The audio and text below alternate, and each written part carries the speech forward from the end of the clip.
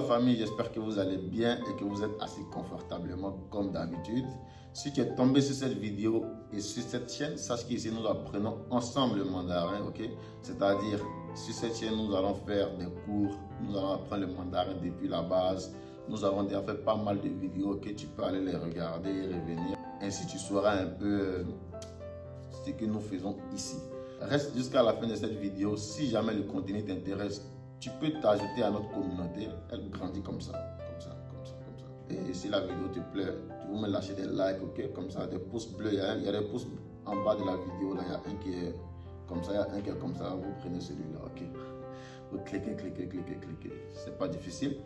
Nous allons continuer avec notre apprentissage et j'aimerais que vous me dites en commentaire si la pédagogie vous convient. Parce que je vais sur la base de petits dialogues et dans ces dialogues un peu riches en vocabulaire, en verbes et tout. Comme ça, vous allez améliorer votre niveau. Alors, je vous ai laissé un lien en description. Vous pourrez aller cliquer ce lien et avoir accès à pas mal de mots. Le lien est en mode Google Drive, ok? Donc, vous pourrez avoir accès à ce lien. Vous pourrez avoir, si vous avez un Gmail, vous pourrez facilement avoir un compte Google Drive et tout, ok? Si vous cliquez, ça va aller directement là-bas et vous aurez accès au lien. C'est pas difficile, ok? Alors, le premier dialogue que nous allons voir aujourd'hui, c'est pas vraiment compliqué, ok? On va aller ensemble et vous verrez.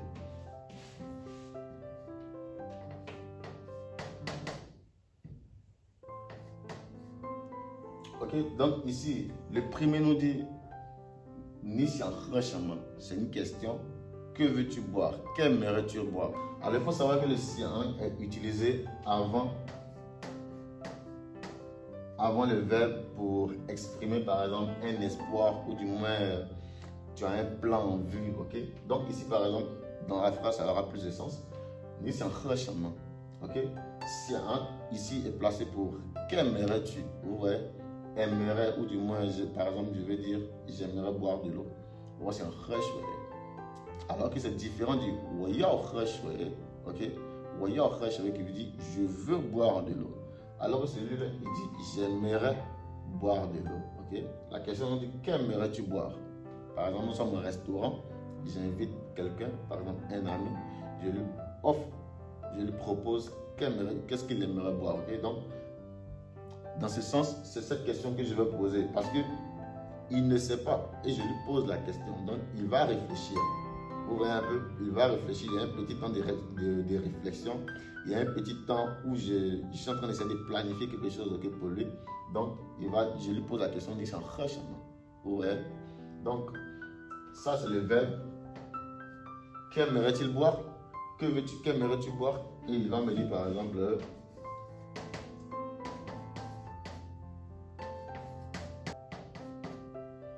ok? Donc, le sian, en fait, si je veux encore bien plus détailler, c'est par exemple, au départ, je ne sais pas s'il avait l'intention de boire. Donc, il ne peut pas me dire « je veux boire ». Vous voyez un peu? Il ne peut pas me dire « je veux boire ». Donc, je lui pose la question « qu'aimerais-tu boire ?» C'est moi qui lui offre, c'est moi qui lui pose et je ne sais pas ce qu'il veut. Vous voyez? Donc, je ne peux pas lui dire « que veux-tu » Ça n'a pas de sens. Donc, avec politesse, « qu'aimerais-tu boire ?» C'est dans ce sens. Donc, il me dit « voici un frère. À votre avis, toi, tu veux boire quoi?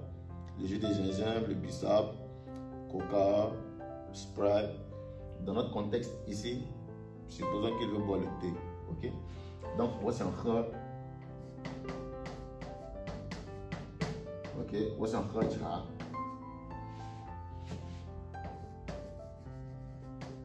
Ok? Voici un frère cha. Ok? Maintenant, je lui ai répondu. Ou du moins, il a répondu. Il a envie de boire le thé. Quelle autre question? Lorsque nous sommes au restaurant, si je te demande à boire, la question suivante c'est qu'aimerais-tu manger? Ok? Nous sommes che chama. Che. Ok? Che chama. Ne vous inquiétez pas pour le nouveau mot, je vais le détailler après. Donc, nous sommes che chama. Ce qui est universel, c'est quoi? Le riz. Donc, il dit. Ok? Ok, donc il dit, what's un che?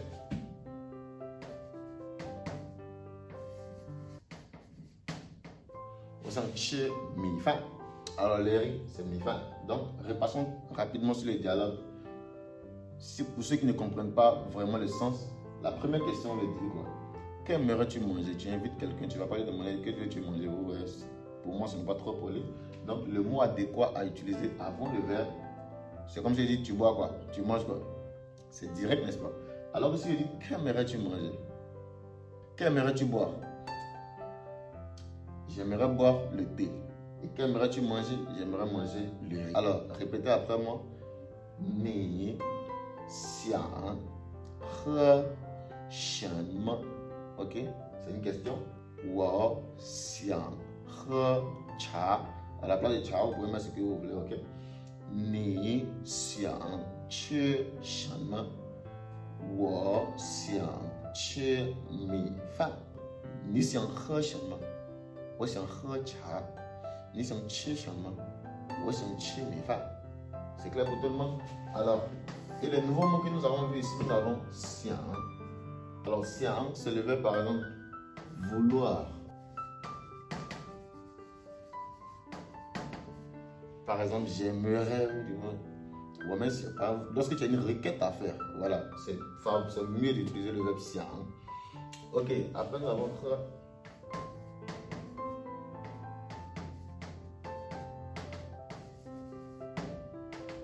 C'est le verbe boire.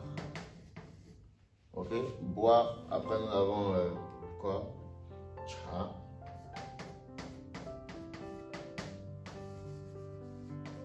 Cha, c'est le mot, ça veut dire thé. Ok. Après, cha, nous avons chi.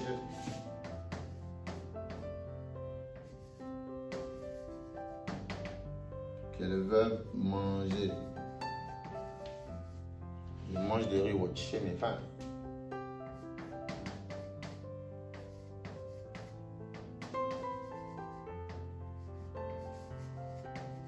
Mes faim.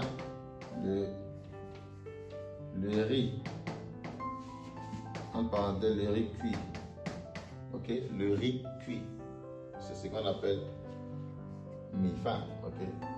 Alors, donc c'est un peu ça, on repasse rapidement sur notre dialogue. Ni xiang he shen me. Wo xiang he cha. Ni xiang qu shen me. Wo xiang qu mi fan.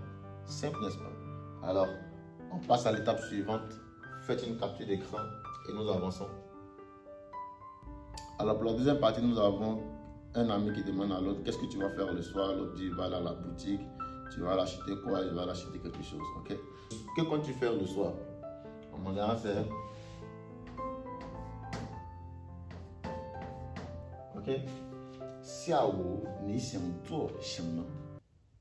Répétez après moi. Xiaowu, ni xiang zuo shenme? Que comptes-tu faire le soir? Le gars dit, le soir, j'aimerais aller à la boutique, ok? Donc, en mandarin, ça donne Xiaowu. 我想去商店 OK 下午我想去商店 Alors il compte aller à la boutique et l'autre lui demande et le gars lui demande tu comptes aller à la boutique que comptes-tu aller acheter? On va faire ça plus simple. Que comptes-tu acheter? OK? Parce que le verbe acheter on n'a pas encore vu ça. C'est le seul nouveau mot qui est à l'intérieur. On appelle ça mai. Mai, M-A-I, troisième temps. Ni c'est un mai chemin. Ok? Et le gars dit, ok? Donc, voici le dialogue complet. Que quand tu fais le soir? Le soir, j'aimerais aller à la boutique. Et que vas-tu acheter? Je vais acheter un verre. Donc, ça donne Xiaowu, répétez après moi. Xiaowu, ni c'est zuo chemin. 下午我想去商店。你想买什么？你想买什么 ？OK？ 我想买一个杯子。On a vu les classificateurs, OK? Vous pouvez aller regarder la vidéo sur les classificateurs. Donc, c'est un peu ça. Les nouveaux mots que nous avons vus ici, nous avons quoi?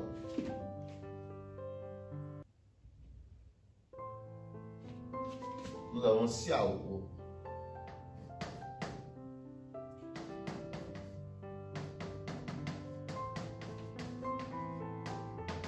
Xiao, ça veut dire le soir. Ok. Après, nous avons quoi encore? Tuo, on a déjà vu, c'est le verbe faire. Après, nous avons tu.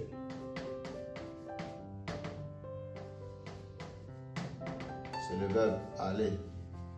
Aller, je vais à la boutique où tu chantes bien. Je vais à l'école où tu suis. Après, nous avons mai, un nouveau verbe.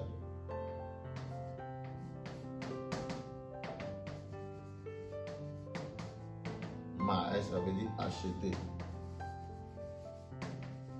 Ok, acheter. Je vais acheter tant, je vais acheter tant. Après, nous avons Ig, c'est un classificateur, on l'a déjà vu. Beizi.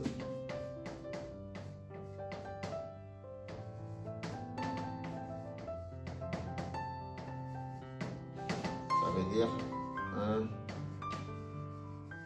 verre. Ok.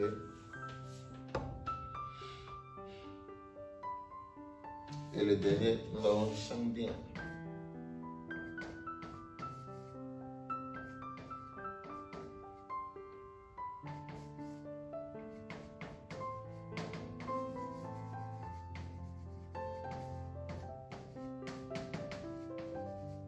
Shangdian, ça veut dire une boutique, un magasin.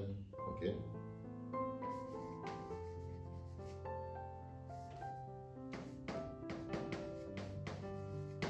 C'est bon? Donc, on repasse chaque élément une dernière fois et puis c'est bon pour le deuxième élément. Xiao ni xiang zuo shenme? Xiao ni xiang zuo shenme?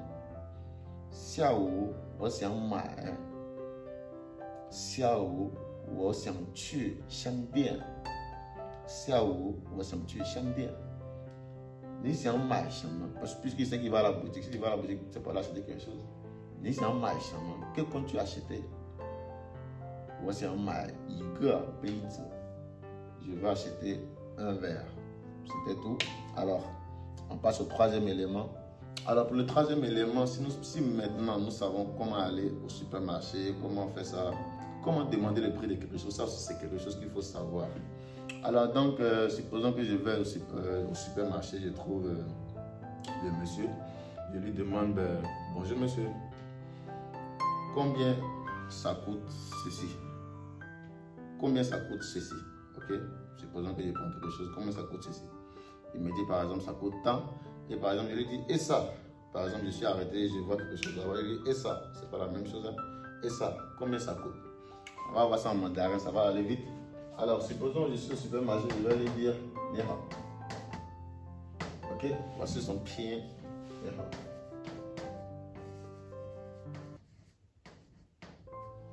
Ni hao.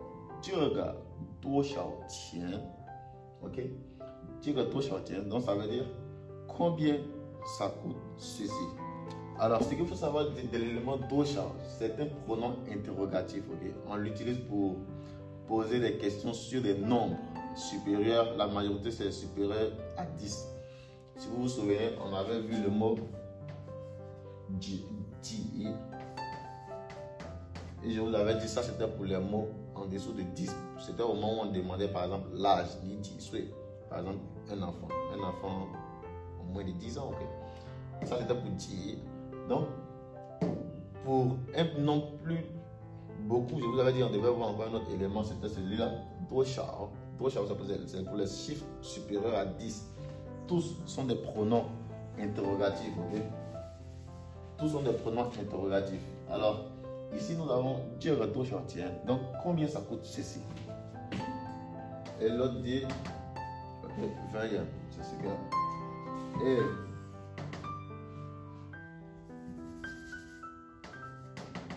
ok, donc ça va pour tout le monde. Alors, une note importante à faire sur le dosha, c'est que le dosha, parfois, ça c'est le nom, c'est le mot qui vient derrière. Ok, ça c'est le dosha.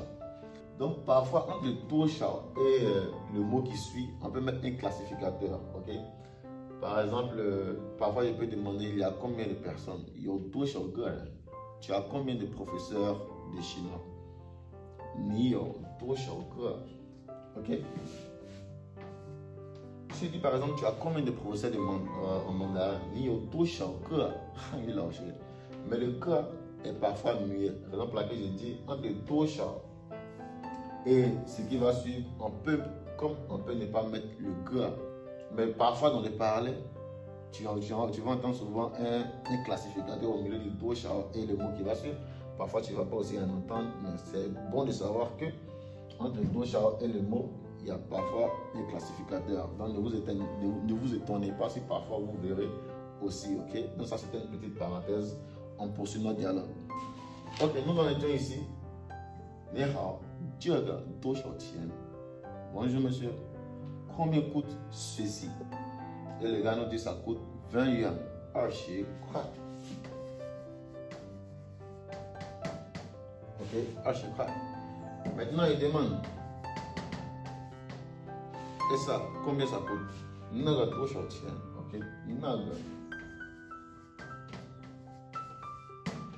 个 ok, 那个多少钱? Et il dit 9块.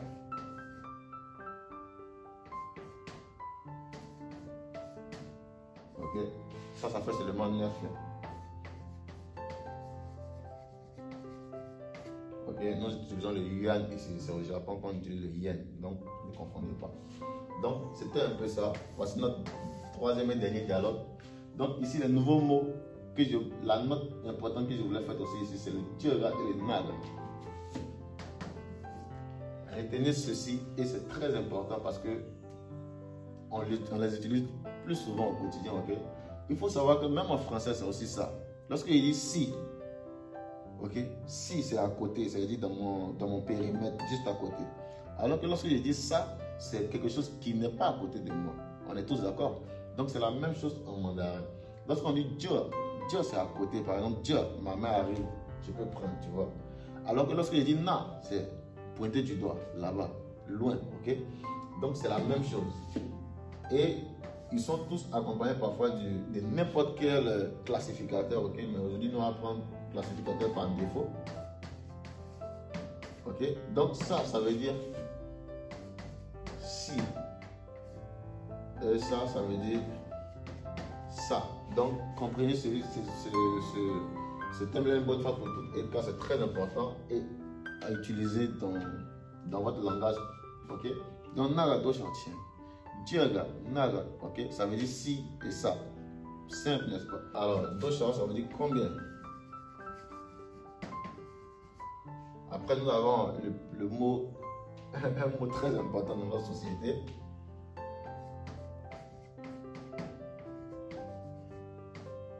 Ce que d'autres appellent money. L'argent. L'argent, ok. L'argent. Et le dernier élément, quoi?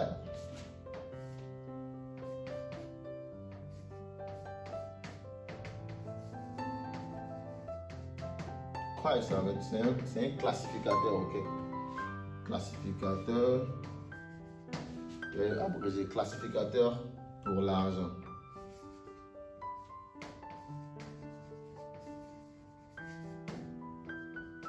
Classificateur pour argent. Donc, c'est un peu tout ce qu'on devait voir aujourd'hui et nous avons fini de le voir. J'espère que c'est bon pour tout le monde. Vous pouvez faire une capture d'écran si ce n'est pas fait, ou du moins prenez une note, c'est très essentiel. S'il y a des parties que vous n'avez pas compris, reprenez la vidéo. Si vous avez aussi compris et que vous avez aimé la vidéo, likez, lâchez-moi des pouces. Ok, il y a un qui est comme ça, un qui est comme ça. Vous prenez celui qui est là. Ok, vous me lâchez seulement des likes. Et si jamais tu es nouveau et que tu ne t'es pas encore abonné, abonne-toi, ça ne coûte rien. Et aussi, c'est tout. On se voit la prochaine fois sur ce. Peace out.